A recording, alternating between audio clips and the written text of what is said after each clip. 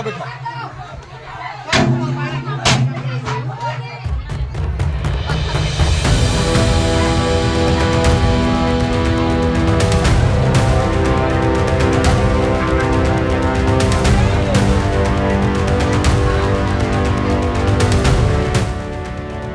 তৃণমূল আর তার দলদাস পুলিশের যাবতীয় বাধা পেরিয়ে প্রধানমন্ত্রী নরেন্দ্র মোদীর ব্রিগেড সভায় জনসমুদ্র দেখে রাজ্যবাসী। হুমকি ধমকি তো ছিলই, কোথাও বাস আটকে, কোথাও বাসে ভাঙচুর চালিয়ে, কোথাও ব্রিগেডমুখী বিজেপি কর্মীদের গাড়িতে পাথর ছোড়ে বিজেপি কর্মীদের আটকানোর চেষ্টা করেছে শাসক দলের দুষ্কৃতীরা। এমনকি বিজেপি কর্মীদের রুখতে সেতু পর্যন্ত বন্ধ করে দেওয়ার অভিযোগ উঠেছে তাদের বিরুদ্ধে। কিন্তু এবার যে অভিযোগ উঠল তা এক কথায় চাঞ্চল্যকর। ব্রিগেড থেকে ফেরার পথে বিজেপি কর্মীদের ট্রেনে পাথর ছুড়ল অনুপ্রবেশকারী জেহাদিরা। এমনই অভিযোগ উঠেছে খাস শিলিগুড়িতে। কেউ হতাহত না হলেও এই ঘটনাকে কেন্দ্র করে রবিবার দুপুরে শিলিগুড়ির কয়লা ডিপো এলাকায় ব্যাপক উত্তেজনা ছড়ায়। বিজেপি কর্মীদের ঐক্যবদ্ধ প্রতিরোধের মুখে পিছু হটে জেহাদিরা। ফের গন্তব্যের উদ্দেশ্যে রওনা দেয় ট্রেন। প্রধানমন্ত্রী নরেন্দ্র মোদীর ব্রিগেড সমাবেশের জন্য যাতে সাধারণ যাত্রীদের ভোগান্তি না হয় সেজন্য 7টি বিশেষ ট্রেন চালিয়েছে বিজেপি। তার মধ্যে একটি ট্রেন ছেড়ে আলিপুরদুয়ার থেকে। শনিবার প্রধানমন্ত্রীর সভা শেষে সেই ট্রেনেই বাড়ি ফিরছিলেন বিজেপি নেতাকর্মীরা। রবিবার সকাল 11:30 নাগাদ ট্রেনটি শিলিগুড়ি জাংশন স্টেশনে ঢোকার আগে সিগন্যাল না পেয়ে দাঁড়িয়ে পড়ে। ট্রেনটিতে তখন প্রধানমন্ত্রীর ভাষণ শুনে উদ্বুদ্ধ বিজেপি কর্মীরা জয় শ্রীরাম ধ্বনি দিচ্ছিলেন। অভিযোগ, তখনই ট্রেনের ওপর পড়তে শুরু করে ইট। যাত্রীদের অভিযোগ, রেল লাইনের পাশে থাকা বস্তি থেকে মুহুর্মুহু পাথর ছুড়তে শুরু করে জেহাদিরা। অভিযোগ, ছেলেদের পাশাপাশি পাথর ছুড়তে দেখা যায় মহিলাদেরও। হামলার অভিঘাতে প্রথমে হতভম্ব হয়ে যান বিজেপি কর্মীরা, কিন্তু কিছুক্ষণের মধ্যেই প্রতিরোধ গড়ে তোলেন তারা। ট্রেন থেকে নেমে তেড়ে যান হামলাকারীদের দিকে। আর বিজেপি কর্মীরা প্রতিরোধ গড়ে তুলতেই লেজ গুটিয়ে পালায় অনুপ্রবেশকারীরা।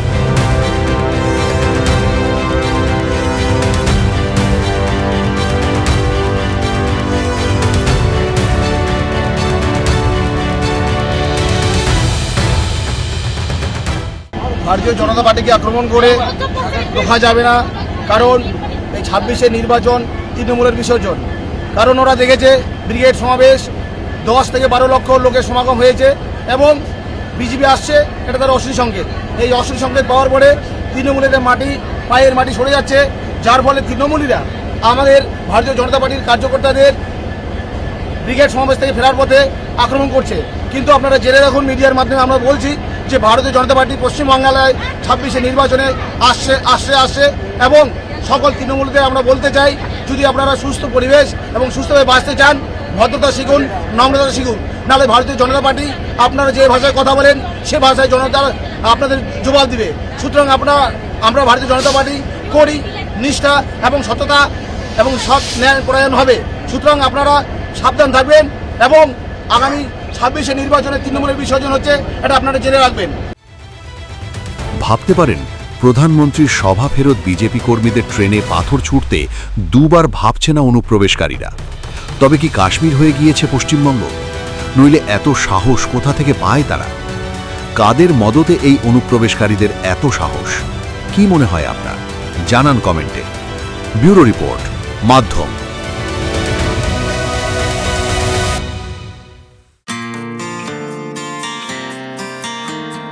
मोदी जी का विजन और यादव जी का मिशन, स्वस्थ मध्य प्रदेश, सशक्त मध्य प्रदेश।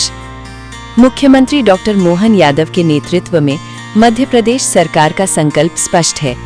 स्वास्थ्य सेवाओं को आधुनिक, सुदृढ़ और सर्वसुलभ बनाना और चिकित्सा शिक्षा को नई ऊंचाइयों तक ले जाना।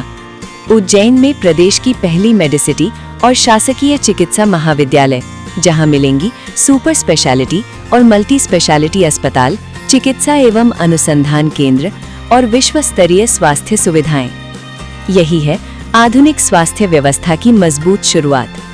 राहवीर योजना, सड़क दुर्घटना में घायल व्यक्ति को पहले 1 घंटे में अस्पताल पहुंचाने पर सरकार देगी 25,000 का सम्मान। पीएम श्री एयर एम्बुलेंस सेवा, दूरस्थ क्षेत्रों से गंभीर मरीजों और दुर्घटनाग्रस्तों को तत्काल एयरलिफ्ट कर जीवन रक्षक इलाज। आयुष्मान भारत योजना में अब तक 4.85 करोड़ से अधिक आयुष्मान कार्ड वितरित। देश में मध्य प्रदेश सबसे आगे। अब 70 वर्ष से अधिक आयु के बुजुर्ग भी शामिल। प्रदेश के 50 जिला चिकित्सालयों में जन औषधि केंद्र और 800 आयुष आरोग्य मंदिर प्रारंभ। प्रधानमंत्री नरेंद्र मोदी द्वारा 961 करोड़ रुपए की लागत से नीमच, मंदसौर और सिवनी में चिकित्सा महाविद्यालयों का लोकार्पण। प्रदेश में 17 शासकीय मेडिकल कॉलेज संचालित और पीपीपी मोड पर 12 नए मेडिकल कॉलेज शीघ्र।